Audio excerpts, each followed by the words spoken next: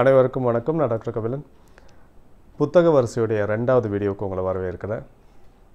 இந்த வீடியோவில் நம்ம பார்க்க போகிறது 2025 புத்தக கண்காட்சியில் நான் வாங்கிய புத்தகங்கள். ஏற்கனவே முந்தைய வீடியோவில் 2024 நான் வாங்கிய புக்ஸ் பற்றி வீடியோ போட்டிருந்தேன்.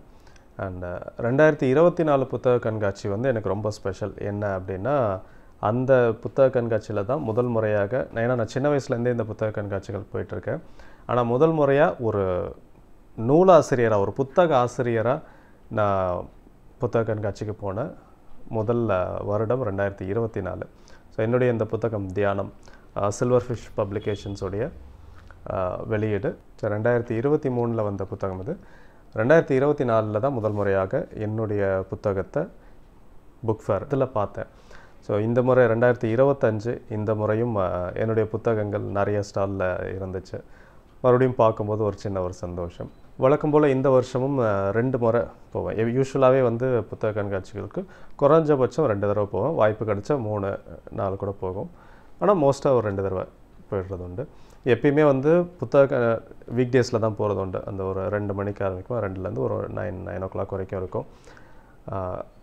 ஆரம்பிக்கும் போது உள்ளே போவேன், முடியும் போது கடைசியால் எல்லாம் அந்த ஸ்க்ரீன்லாம் போட்டுகிட்டே இருப்பாங்க. ஸோ அப்போ தான் போட்டாங்கன்னதுக்கப்புறம் தான் வேறு வழி இல்லாமல் கடைசியாலாம் வெளியில் வருவேன். ஃபுல் டே இருந்துச்சுன்னா ஃபுல் டே கூட அங்கே இருக்கிறது உண்டு. ஆனால் லீவு நாளில் ஃபுல் டே இருக்கும்.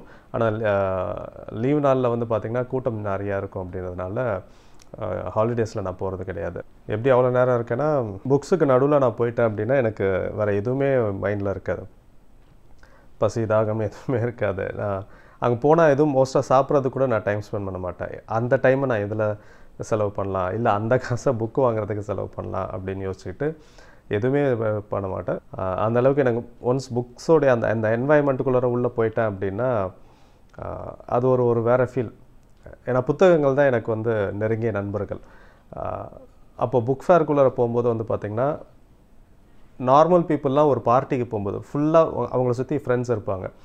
ஸோ ஒரு பார்ட்டிக்குள்ளே போகும்போது அவங்கள சுற்றி நிறைய நண்பர்கள் இருக்கும்போது அவங்க எவ்வளோ ஹாப்பியாக இருப்பாங்களோ, அதே மாதிரி புத்தகம் தான் என்னுடைய நண்பர்கள்ன்றனால புக் ஃபேருக்குள்ளே போனேன்னா எனக்கு அவ்வளோ ஒரு ஹாப்பினஸ் இருக்கும்.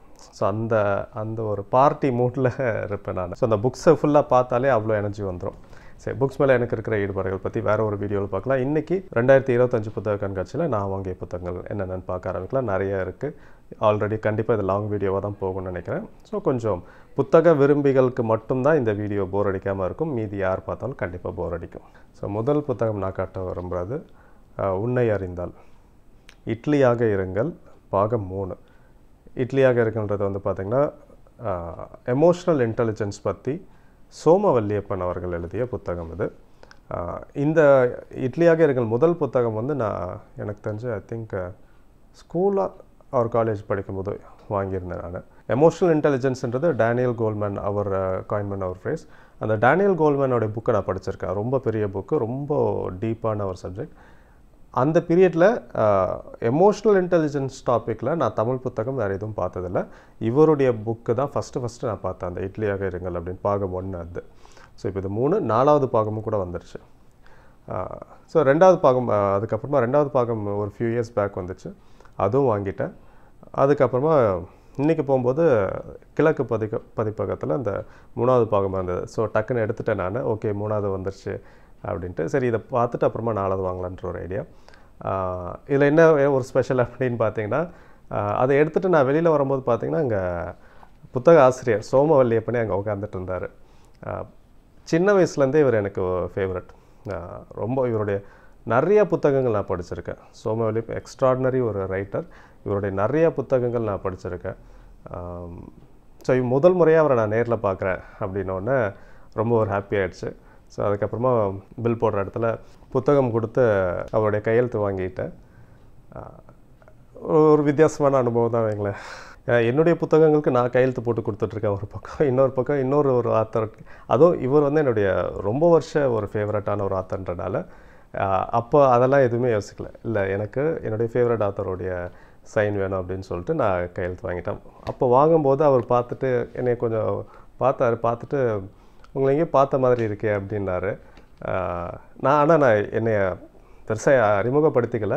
இல்லை நான் வந்து ஹிப்னோதெரபிஸ்ட் அப்படின்னு சொன்னேன். அது போக அவருக்கும் எனக்கும் இன்னொரு ஒரு ஒற்றுமை என்ன அப்படின்னு பார்த்தீங்கன்னா, 2 பேருக்கும் ஒரே மாஸ்டர், NLP மாஸ்டர். ஸோ NLPயில் எங்கள் 2 பேருக்குமே காமனாக இருக்கிற ஒரு மாஸ்டர்.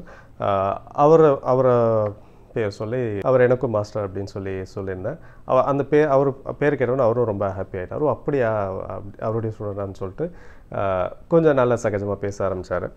அதுக்கப்புறமா அவர் NLP பற்றி ஒரு புத்தகம் எழுதியிருந்தார். அந்த புக்கு வாங்கியிருக்கேன். அது படிச்சிங்களான்னு கேட்டார். படிச்சேன்ன.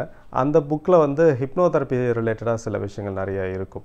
ஸோ அதெல்லாம் எப்படி கரெக்டாக இருக்கா, எல்லாம் பர்ஃபெக்டாக அப்படின்னு சொல்லி கேட்டிருந்தார். அவ்வளோ பெரிய ஒரு ஆத்தர் வந்து சரி ஒரு ஒப்பீனியனாக அது கேட்குறாரு அப்படின்ற போது ரொம்ப பெரிய விஷயம். ஸோ உண்மையிலே ஒரு down to earth person. So அதுக்கப்புறம் புகைப்படம்லாம் எடுத்துகிட்டு நான் ஃபர்தராக வந்துட்டேன். ஆனால் வந்ததுக்கு அப்புறமா தான் ஒரு ட்விஸ்ட் என்ன அப்படின்னா, இவரோட எடுத்த ஃபோட்டோ நான் ஸ்டேட்டஸில் போட்டிருந்த போது என்னோடய பப்ளிஷர் அவங்க பார்த்துட்டு, அவருக்கு உங்களை தெரியுமே சார் அப்படின்னு சொன்னாங்க. இல்லை உங்கள் புக்கை அவர் பார்த்துருக்காரு, கொடுத்துருக்கோம். ஸோ உங்கள் புக்கை அவர் பார்த்துருக்காரு. மேபி நீங்கள் உங்களை ப்ராப்பராக இன்ட்ரடியூஸ் பண்ணியிருந்தீங்க, அந்த புக்கை பற்றி சொல்லியிருந்தீங்க அப்படின்னா கண்டிப்பாக உங்களை ஞாபகம் வந்திருக்கும் அப்படின்னாங்க. சரி ஓகே, நான் அப்போ தான் புரிஞ்சது, ஓகே உங்களை எங்கேயோ பார்த்த மாதிரி இருக்குதுன்னு சொன்னதுக்கு அர்த்தம் இதானா அப்படின்ட்டு. பெருசாக இந்த இடத்துலையும் வந்து என்னை இன்ட்ரடியூஸ் பண்ணிக்கிறது கிடையாது. வெளியில் போகும்போது அவங்களா ரெக்கக்னைஸ் பண்ணி வந்து பேசினா தான் உண்டு. அண்ட் ஒவ்வொருத்தரையும் பார்த்திங்கன்னா புக் ஃபேர் போகும்போது எப்படியாவது 1 or 2 பீப்புளாவது ரெக்கக்னைஸ் பண்ணி வந்து பேசுறது, ஃபோட்டோஸ் எடுக்கிறதுன்றது இருக்கும். இந்த முறை என்னுடைய ஃபேவரட் ஆத்தரை நான் பார்த்த ஃபோட்டோ எடுத்தது அப்படின்றது ஒரு நல்ல ஒரு எக்ஸ்பீரியன்ஸ் தான். அடுத்த புதிய ஜென் கதைகள். ஜென் கதைகள் நிறைய புத்தகங்கள் இருக்குது. இதை கொஞ்சம் புரட்டி பார்த்தேன். கொஞ்சம் ஒரு சில கதைகள்லாம் கொஞ்சம் புதுசாக தான் இருந்தது. அதனால் சரி ஓகேன்னு சொல்லிட்டு வாங்கிட்டேன். ரொம்ப ஒரு நொடி பொறிகள் அப்படின்றது இது வந்து பார்த்திங்கன்னா more like scientific inventions. Necessity is the mother of invention அப்படின்னு சொல்லுவாங்க. ஒரு தேவை அப்படின்னு ஏற்படும் போது தான் புதிய கண்டுபிடிப்புகள் நிறையா உருவாக்கப்படுது அப்படின்ட்டு.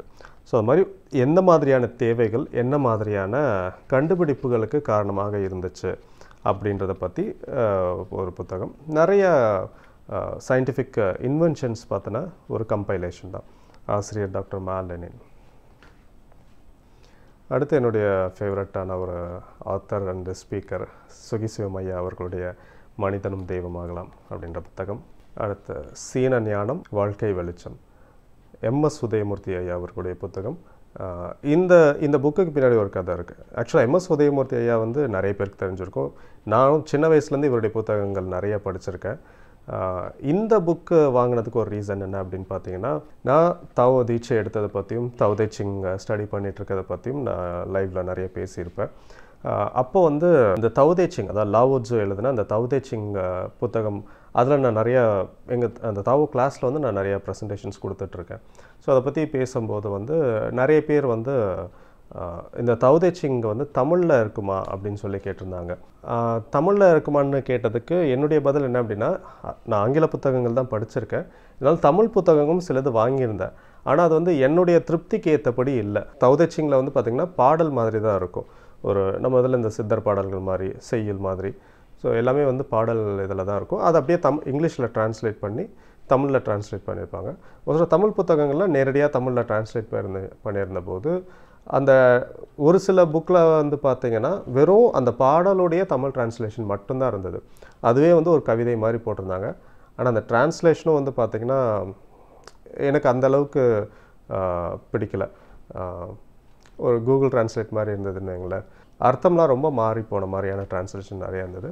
அண்டு சில புத்தகங்கள் வந்து இன்டர்பிரிட்டேஷன்ஸ் வந்து அந்தளவுக்கு சரியான ஒரு இன்டர்பிரிட்டேஷன், ஒரு விளக்க உரை அங்கே கொடுக்கல அப்படின்றது நான் ஃபீல் பண்ண ஒரு விஷயம். ஸோ அதனால் வந்து நான் ரெக்கமெண்ட் பண்ணுறதுக்கு தாவோ தே சிங்கில் தமிழ் புத்தகங்கள் எதுவும் இல்லை அப்படின்னு சொல்லியிருந்தேன் நான் படித்த வரைக்கும். அதுக்கப்புறமா வந்து ஒரு ஃபாலோவர் வந்து இந்த புக்கோடைய ஃபோட்டோ எடுத்து எனக்கு அனுப்பிச்சு, இந்த MS உதயமூர்த்தி ஐயா வந்து இந்த தாவோ தே சிங் பற்றி புக் எழுதியிருக்காரு, அது வாங்கி படிங்க அப்படின்னு சொல்லியிருந்தார். ஸோ MS உதயமூர்த்தி ஐயா அப்படின்ற போது மிகப்பெரிய ஒரு ரைட்டர். அவர் இதை பற்றி எழுதியிருக்காருன்றதே எனக்கு புதிய தகவலாக இருந்துச்சு. சரி இந்த புக்கும் நான் பார்த்ததில்ல, ஓகேன்னு சொல்லி அப்புறமா தேடி பார்த்தா அவ்வளோவா கிடைக்கல. இந்த வருஷம் இந்த புக் எனக்கு கிடச்சிருக்கு. ஸோ இனிமேல் தான் படித்து பார்க்குறேன். அண்ட் அகெயின் லாவோ ட்சூ சிந்தனை துளிகள். இப்போ தான் கொஞ்சம் கொஞ்சமாக தமிழ் புத்தகங்கள்லாம் வர ஆரம்பிச்சிருக்கு. இது பொதுவாக அந்த தாவோ தே சிங் அப்படின்ற மாதிரி இல்லாமல் பொதுவாக லாவோ ட்சூடைய தத்துவங்கள் எல்லாத்தையுமே ஒரு கம்பைல் பண்ணி கொடுத்துருக்காங்க. அடுத்து வந்து பார்த்திங்கன்னா விஞ்ஞான மேதைகள் அப்படின்றது நிறைய சயின்டிஸ்ட் பார்த்தீங்கன்னா ஒரு ஷார்ட் பயோகிராஃபிஸ். இது வந்து பார்த்திங்கன்னா பித்தாகரஸ்ல இருந்து Hippocrates, Aristotle, Archimedes, Galileo, Copernicus, Isaac Newton, John Dalton வரைக்கும் நிறைய சயின்டிஸ்ட் பார்த்தோன்னா ஒரு ஷார்ட் பயோகிராஃபி. அடுத்து மாத்ரு தரிசனம் அப்படின்னு சொல்லிட்டு இது வந்து ஸ்ரீமா அனந்தமயிமா அவங்கள பற்றின ஒரு நூல். இவங்களை பற்றி அனந்தமயிமாவை பற்றி நான் முதல் முறையாக படித்தது வந்து ஒரு யோகியின் சுயசரிதம், பரமஹம்ச யோகானந்தர் அவருடைய புத்தகத்தில் இவங்களை மீட் பண்ணியிருப்பார், அதை பற்றி அவர் சொல்லியிருப்பார். ஸோ அதுக்கப்புறமா ஒரு சில இடங்களில் இவங்களை பற்றி படித்தது உண்டு. சரி, முடிஞ்ச வரைக்கும் அந்த யோகியின் சுயசரிதத்தில் சொல்லப்பட்டிருக்க பல யோகிகளை பற்றியும் தனியாக புத்தகங்கள் கிடைக்குதான் நான் நிறையா தேடியிருக்கேன். முடிஞ்ச வரைக்கும் நிறைய பேருடைய பயோகிராஃபிஸ் கலெக்ட் பண்ணியிருக்கேன். ஸோ இவங்களுடைய புத்தகம் இப்போ தான் கிடச்சிது எனக்கு. அடுத்து அஷ்டாவக்ர கீதை. இந்த அஷ்டாவக்ர கீதை பற்றி ஆல்ரெடி லைவில் நிறைய தடவை பேசியிருப்பேன். ரீசெண்ட் டயத்தில் வந்து இந்த அஷ்டாவக்ர கீதை பற்றி நான் ஸ்டடி பண்ணியிருக்கேன். அதாவது ஃபிலாசபி படிக்கும்போது அதில் வந்து இந்த அஷ்டாவக்ர கீதை ஒரு முக்கியமான ஒரு தத்துவ நூலாக இருக்குது. இது முழுக்க முழுக்க வந்து பார்த்திங்கன்னா செல்ஃப் ரியலைசேஷன் பற்றின ஒரு புத்தகம் அஷ்டாவக்ர கீதை அப்படின்றது. ஏற்கனவே இதை பற்றி ஃபஸ்ட்டு கேள்விப்பட்டதுக்கப்புறமா ஆங்கில புத்தகங்கள் தான் நிறைய கிடச்சிது. ஆல்மோஸ்ட் நிறைய இங்கிலீஷில் நிறைய புக்ஸ் வாங்கிட்டேன். அதுக்கப்புறமா போன வருஷம் புக் ஃபேரில் அஷ்டாவக்ர உபதேசங்கள் அப்படின்னு சொல்லிட்டு ஒரு தமிழ் புக் வாங்கியிருந்தேன். இப்போ இந்த முறை இந்த புக்கும் கிடச்சிருக்கு.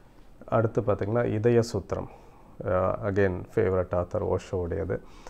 ஆக்சுவலாக இந்த புக்கு வாங்கினதுக்கு ரீசன் வந்து பார்த்திங்கன்னா இது ஓஷோவுடைய புத்தகம்ன்றது மட்டும் இல்லை, வேறு ஒரு காரணம் என்ன அப்படின்னு பார்த்தீங்கன்னா, இப்போ நான் சொன்ன மாதிரி எனக்கு அந்த தாவோ இனிஷியேஷன் எடுத்ததுக்கப்புறமா அங்கே வந்து ரெகுலராக கிளாஸஸ் இருக்கும். சில கிளாஸஸ் நான் எடுப்பேன், அண்ட் மற்ற சீனியர் தாவோயிஸ்ட் அண்ட் தாவோ மாஸ்டர்ஸும் கூட வந்து கிளாஸஸ் எடுக்கிறது உண்டு. ஸோ எங்களுடைய அந்த தாவோ பயிற்சி வகுப்பில் வந்து ஹார்ட் சூத்ரா அப்படின்றத பற்றி அகைன் அண்ட் அகைன் நிறைய பேர் வந்து மென்ஷன் பண்ணியிருப்பாங்க. அந்த கிளாஸஸில் இந்த ஹார்ட் சூத்ரா பற்றி நிறையா தெரிஞ்சுக்கிட்டது உண்டு. அதுக்கப்புறம் தான் சரி இது கண்டிப்பாக இந்த புக் வாங்கி ஆகணுமே அப்படின்னு சொல்லிட்டு நான் தேடும்போது ஹார்ட் சூத்ராவுக்கு ஓஷோ விளக்க உரை எழுதியிருக்காருன்றதை பார்த்தோன்னே ஓகே இதை கண்டிப்பாக வாங்கி ஆகணும் அப்படின்னு தோணுச்சு. இந்த முறை அது கரெக்டாக அந்த புத்தகம் எனக்கு கிடச்சிருக்கு. அடுத்து அணுவை அறிக, ஆட்டம்ஸ் பற்றின புத்தகம் இது. அணுவின் உள்ளே, அது ஆக்சுவலாக வந்து ஐசக் அசிமோவ் ஃபேமஸான ஒரு சயின்டிஸ்ட், அவர் எழுதின ஒரு ஆங்கில புத்தகத்துடைய தமிழாக்கம். ஆக்சுவலாக இந்த முறை வந்து எனக்கு நிறைய சயின்ஸ் புக் வந்து தமிழில் நிறைய கிடச்சிருக்கு. ஏன்னா குவாண்டம் ஃபிசிக்ஸ் அப்புறமா இன்னும் நிறைய சயின்ஸ் புக்ஸ் வந்து நான் இங்கிலீஷில் தான் படிச்சிருக்கேன். தமிழில் அந்த அளவுக்கு எனக்கு புத்தகங்கள் கிடைக்கல. நான் குவாண்டம் ஃபிசிக்ஸ் படிக்க ஆரம்பித்தது 2006 இருந்து குவாண்டம் ஃபிசிக்ஸ் ரிலேட்டடாக படிச்சுட்ருக்கேன். ஸோ இப்போ அந்த பீரியட்லேருந்து ஃபுல்லாகவே வந்து இங்கிலீஷ் புக்ஸ் தான் நான் நிறையா படிச்சிருக்கேன். தமிழில் வந்து எனக்கு எதுவும் புத்தகங்கள் கிடைக்கல. அண்டு சயின்ஸ் ரிலேட்டடாகவும் நிறைய புத்தகங்கள் பார்க்கும்போது அந்தளவுக்கு வந்து ரொம்ப ஒரு இன்ட்ரெஸ்டிங்கான புக்கு எல்லாமே வந்து தமிழில் இருக்கக்கூடிய மோஸ்ட்டாக நிறைய சயின்ஸ் புக்ஸ் வந்து கொஞ்சம் ட்ரையாக தான் இருந்தது.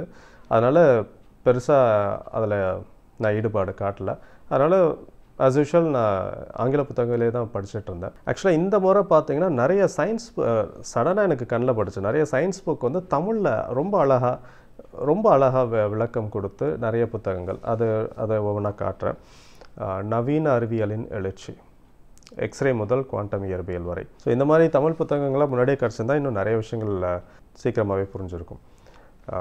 குண்டக்க மண்டக்க அறிவியல் அப்படின்றது இது வந்து நிறைய சயின்டிஸ்ட் அவங்க எழுதின ஆர்டிகல்ஸ், ரிசர்ச் பேப்பர்ஸ், ஜேர்னலில் பப்ளிஷ் ஆன ஆர்டிகல்ஸ் அதோடைய தமிழாக்கம். மனசே ரிசர்ச் பிளேஸு சயின்ஸ் பேஸ்டு. அதான் தேநீரில் கலந்திருக்கும் இயற்பியல், இது அன்றாட வாழ்க்கையில் இருக்கக்கூடிய சயின்ஸ் பற்றி டே டு டே லைஃப்பில் நம்ம சந்திக்கக்கூடிய சில விஷயங்கள். தேநீரின் வெப்ப ஈர்ப்புத்திறன், பென்சில்களின் கதைகள், இரவில் விலங்குகளுக்கு எப்படி கண் தெரிகிறது, வியர்க்கும் போது மின்விசிறிக்கு அடியில் நின்றால் குளிர்ச்சியாக இருப்பது ஏன், மெழுகுவத்தி எவ்வாறு எரிகிறது, போர்வை குளிரை தடுக்கிறதா, பட்டாம்பூச்சி விளைவு, மைக்ரோவேவ் அவன் எப்படி ஒரு உணவை சமைக்கிறது. இந்த மாதிரி டே டு டே லைஃப்பில் இருக்கக்கூடிய சயின்டிஃபிக் எல்லா நம்ம அன்றாட வாழ்க்கையில் நம்ம பார்க்கக்கூடிய செய்யக்கூடிய எல்லா விஷயத்துலையும் அதுக்கு பின்னாடி இருக்கக்கூடிய ஒரு சயின்ஸ். ஆனால் அதே கான்செப்ட் தான். எப்படி அன்றாட வாழ்வில் அறிய வேண்டிய அறிவியல். வெற்று பார்ப்போம் கண்ணதாசன் பதிப்பகம், சேல்ஸ் ரிலேட்டடான ஒரு புத்தகம். அண்ட் சூப்பர் ஸ்டார் பேச்சாளர்கள், சாதனைகளின் ரகசியங்கள். ஸோ ரொம்ப ஃபேமஸான ஸ்பீக்கர்ஸ் அவங்கள பற்றின ஒரு புத்தகம், அவங்களுடைய ஸ்பீச் பற்றி. ஆக்சுவலாக இதில் என்னுடைய மாஸ்டர் ஒருத்தர் அவரும் இருக்கார், அதனால் நான் வாங்கினேன், பிரைன் ட்ரேசி. ஸோ இவர்கிட்ட நான் நேரடியாக பயிற்சி எடுத்திருக்கேன். அடுத்து சார்லஸ் டார்வின். ஆக்சுவலாக இவருடைய ஆட்டோபயோகிராஃபி என்கிட்ட இருக்குது. சார்லஸ் டார்வினோட அவர் எழுதின autobiography and origin of species அவர் எழுதின அந்த புத்தகம் அது என்கிட்ட இருக்குது. ஆக்சுவலாக இப்போ ரீசெண்ட் டயத்தில் வந்து எனக்கு எவல்யூஷனில் கொஞ்சம் இன்ட்ரெஸ்ட் வர ஆரம்பிச்சிருக்கு. எவல்யூஷன் ரிலேட்டடாக நிறைய புத்தகங்கள் படிச்சுட்ருக்கேன். இப்போ தான் ரீசெண்டாக சேப்பியன்ஸ் அந்த புக்கும் படிக்க ஆரம்பிச்சிருக்கேன். அதுக்கப்புறம் தான் சரி எவல்யூஷன் பற்றி படிக்க ஆரம்பித்ததுக்கப்புறம் தான் மெயினான பர்சனோடைய புக்கையும் படிக்கலாமேன்னு சொல்லிட்டு சார்லஸ் டார்வினோட ஆரிஜின் ஆஃப் ஸ்பீசிஸ் அண்ட் அவருடைய ஆட்டோபயோகிராஃபி அந்த புத்தகம் வாங்கினேன். அது இன்னும் படிக்க ஆரம்பிக்கல. ஸோ அதுக்கு முன்னாடி தமிழில் ஒரு புத்தகம் படிக்கலாமேன்ட்டு தான். இந்திய விஞ்ஞானிகள் வரலாறு ஆல்ரெடி பார்த்தது வந்து ஜென்ரலாக நிறைய சயின்டிஸ்ட். இது வந்து ஸ்பெசிஃபிக்காக இந்தியாவை சேர்ந்த விஞ்ஞானிகள் பற்றின ஒரு சின்ன ஷார்ட் பயோகிராஃபிஸ். இதில் வந்து பார்த்திங்கன்னா Jagadish Chandra Bose, Visvesvaraya, Ramanujam, sir CV. Raman, GD. Naidu, Satyendranath Bose, Homi Baba, Vikram Sarabhai, Abdul Kalam, இந்த மாதிரி நிறைய சயின்டிஸ்ட் பற்றின ஷார்ட் பயோகிராஃபிஸ் இருக்குது. அண்ட் ஜேகேவுடைய அது போராட்டமின்றி வாழ முடியுமா, அப்புறம் துக்கத்தை முடிவுக்கு கொண்டு வர முடியுமா. ஜேகேவுடைய புத்தகங்கள் நிறைய இருக்குது. இது வந்து பார்த்திங்கன்னா ஷார்ட்டாக அவருடைய டிஸ்கோர்ஸ்லேருந்து அவருடைய பேஜ்லேருந்து ஒரு குறிப்பிட்ட டாப்பிக்கில் மட்டும் கம்பைல் பண்ணி சின்னதாக சீக்கிரம் முடிக்கிற மாதிரி கொடுத்துருக்காங்க. ஸோ அதனால் அது வாங்கியிருந்தேன். அண்டு யூஸ்வலாகவே வந்து யோகதா சத்சங்க சொசைட்டி பரமஹம்ச யோகானந்தருடைய அவருடைய ஸ்டாலுக்கும் போகிறது உண்டு. இது அவருடைய book developing dynamic will. So இது வந்து அவருடைய மேன்ஸ் எட்டர்னல் குவெஸ்ட் அப்படின்ற புக்கில் ஒரு சின்ன டாபிக் மட்டும் தனியாக எடுத்து கம்பைல் பண்ணியிருக்காங்க. And intuition soul guidance for life decisions. இது வந்து ஸ்ரீ தயா மாதா பரமஹம்ச யோகானந்தருடைய ஸ்டூடெண்ட், அவங்க டிசைப்பிள், அவங்க இவங்க தான் ஸ்ரீ தயா மாதா. ஸோ இது வந்து அன்பு மட்டுமே அப்படின்ற ஒரு புத்தகம். பரமஹம்ச யோகானந்தரோட சமய விஞ்ஞானம், மூளையின் ரகசியங்கள், நியூரோ சயின்ஸ் பேஸ் பண்ண கான்செப்ட் தானுங்களா. பட் ஆக்சுவலாக பிரெயின் பற்றி நிறைய புத்தகங்கள் இருக்குது. இருந்தாலும் இன்னும் புதுசாக ஏதாவது வித்தியாசமான செய்திகளாக இருந்துச்சு அப்படின்னா உடனே வாங்கிடுவேன். ஏன்னா neuroscience one of my research subject. இப்போ இன்னொரு என்னுடைய ஃபேவரட் ஆத்தர் இந்திரா சௌந்தரராஜன். அவருடைய மனம் ஒரு மர்மதேசம். ஸோ மர்மதேசம் அப்படின்னாலே அவர் ஞாபகம் தான் வரும், இந்திரா சௌந்தரராஜன். அவர் மைண்டு பற்றி எழுதின ஒரு புத்தகம், நான் ஃபிக்ஷன். ஜூலியஸ் சீசர், அதிர வைத்த அரசியல் ஞானி. ஆக்சுவல் ஜூலியஸ் சீசருடைய இவரோடைய பயோகிராஃபி இருக்குது, இங்கிலீஷில் இருக்குது. தமிழில் இது வாங்கின முதல் புத்தகம். அடுத்து ஆவி, ஆன்மா, மறுபிறப்பு மற்றும் தியான மோசடிகள். இது ஆக்சுவலாக வந்து பார்த்திங்கன்னா டாக்டர் கோவர் அப்படின்னு சொல்லிட்டு இவர் நிறைய மூட நம்பிக்கைகளுக்கு எதிராக நிறைய விஷயங்கள் பேசியிருக்காரு. நிறைய ஃபேக் மந்திரவாதிகள் அவங்கள எல்லாமே வந்து எக்ஸ்போஸ் பண்ணியிருக்காரு. அடுத்து மனம் என்னும் ஆயுதம், சைக்காலஜி ரிலேட்டடான புக்கு. மனமே நலமா, மைண்ட். இந்திய ஞானம், தேடல்கள் புரிதல்கள். இது வந்து ஜெயமோகன் எழுதின புத்தகம். ஸோ இந்தியாவில் இருக்கக்கூடிய அந்த ஃபிலாசபி ரிலேட்டடான ஒரு கான்செப்ட். இது வந்து பார்த்திங்கன்னா ராக்கி ரங்கராஜன், ஃபேமஸான ஒரு ஆத்தர். அவர் எழுதினா எப்படி கதை எழுதுவது அப்படின்ற ஒரு பயிற்சி புத்தகம். ராக்கி ரங்கராஜனுடைய ஒரு சில புத்தகங்கள் படிச்சிருக்கேன். பொதுவாக அந்த எழுதுறது சம்மந்தமான விஷயங்கள் புத்தகங்கள் அப்படின்னாலே வாங்குறது உண்டு. ஸோ அதில் ராக்கி ரங்கராஜன் மாதிரி ஒரு மிகப்பெரிய ஒரு ஆத்தர், அவர் எப்படி எழுதுறது அப்படின்றத பற்றி ஒரு புக் எழுதியிருக்காருன்றனால சரி கண்டிப்பாக படிக்கலான்ட்டு வாங்கியிருக்கேன். அண்ட் பாகவத் ஐயா அவர்களுடைய ஞான விடுதலை, அறிஞர் அண்ணா வாழ்வில் சுவையான நிகழ்ச்சிகள், அண்ட் திருவாசகத்தில் உளவியல். ஸோ தமிழ் புத்தகங்கள் அவ்வளோதான், ஆங்கில புத்தகங்கள் இருக்குது. The elephant in the brain, hidden motives in everyday life. நம்மளுடைய அன்றாட வாழ்க்கையில் இருக்கக்கூடிய அந்த செயல்கள், நம்ம ஒரு விஷயத்தை ஏன் செய்கிறோம், ஏன் செய்யாமல் இருக்கோம், நம்ம செய்யக்கூடிய எல்லா விஷயத்துக்கும் ஒரு காரணம், ஒரு சயின்டிஃபிக்கான ஒரு சைக்கலாஜிக்கலான ஒரு ரீசன், அதை பற்றினது. ஸோ இது மோர் லைக் வந்து neuroscience, psychology and evolutionary biology base பண்ண ஒரு concept. The Asura way, rework, change the way you work forever, start with why, master your emotions, master your motivation, how to fail at almost everything and still win big. இது வந்து Scott ஆடம்ஸ்ன்ற ஒரு cartoonist. டில்பர்ட் cartoon strip அப்படின்றது கொஞ்சம் ஃபேமஸான ஒரு cartoon strip. இது நிறைய ஆங்கில பத்திரிகைகளை பார்த்துருப்பீங்கன்னு நினைக்கிறேன். ஸோ அவருடைய அதை உருவாக்குனவர் ஸ்காட் ஆடம்ஸில். ஆக்சுவலாக இந்த புத்தகம் வந்து பார்த்திங்கன்னா நான் என்னோடய விஷலிஸ்ட்டில் ஆட் பண்ணி வச்சுருந்த ஒரு புக்கு. ஸோ படிக்கணும் அப்படின்ட்டு. பட் இந்த மாதிரி இது பழைய புத்தகம் கடையில் கிடச்சிது. ஸோ அது ஒரு லக் எனக்கு. சைக்கோசிந்தசிஸ், இதை அடுத்து இந்த அதுதான் பழைய புத்தகங்கள். இதில் சைக்காலஜி ரிலேட்டடான புக்கு. ரேஞ்ச் அப்படின்ட்டு, how generalist triumph in a specialised world. இந்த புக்கும் நான் ரொம்ப நாள் விஷலிஸ்ட்டில் ஆட் பண்ணி வச்சுருந்தேன். அகெயின் லக்கி, பழைய புத்தக கடையில் குறைவான விலைகள் கிடச்சிது. Public speaking for leaders, great philosophers of the world, same soul many bodies, doctor Brian Weiss. இவரை பற்றி நானும் நிறைய விஷயங்கள் சொல்லியிருப்பேன். மெனி லைஃப் மெனி மாஸ்டர்ஸ், அந்த புக்கு தான் அவருடைய ரொம்ப ஃபேமஸான ஒரு புக்கு. பாஸ்ட் லைஃப் ரெக்ரெஷனை உலகம் ஃபுல்லாக மிகப்பெரிய அளவில் ஃபேமஸ் ஆக்கின ஒரு சைக்கியாட்ரிஸ்ட். ஸோ அவ்வளோதான். இதுதான் 2025 புத்தக கண்காட்சியில் நான் வாங்கிய புத்தகங்கள். ஆக்சுவலாக இப்போ தான் எத்தனை புத்தகங்கள் இருக்குன்றதும் எண்ணி பார்த்தேன். 52 புத்தகங்கள் இருக்குது. ஐ திங்க் போன முறையும் ஆல்மோஸ்ட் இதே கணக்கு தான் நினைக்கிறேன். வந்துடுது எப்படி இருந்தாலும் ஒரு 50 புத்தகங்கள் வருஷம் இதிலே வாங்குற மாதிரி ஆகிடுதுன்னு நினைக்கிறேன். இப்போ இந்த சமயத்தில் மட்டும் தான் வாங்குவேனா இல்லை, இது போக நிறைய ஆன்லைனில் ரெகுலராக வாங்குறது. அது எப்படி இருந்தாலும் மாதத்துக்கு ஒரு சில புத்தகங்கள் இருக்கும். ஸோ புத்தகங்களோட எண்ணிக்கை வருஷம் இன்க்ரீஸ் ஆகிட்டே தான் இருக்குது. வருஷம் ட்ரெஸ் வாங்குறனோ இல்லையோ, புக்கு எக்கச்சக்கமாக போய்ட்டுருக்கும். உண்மையிலே ஆக்சுவலாக என்கிட்ட இருக்க புத்தகங்களோட கம்பேர் பண்ணால் என்னுடைய ஆடைகளுடைய எண்ணிக்கைன்றது ஒரு 1% தான் இருக்கும்.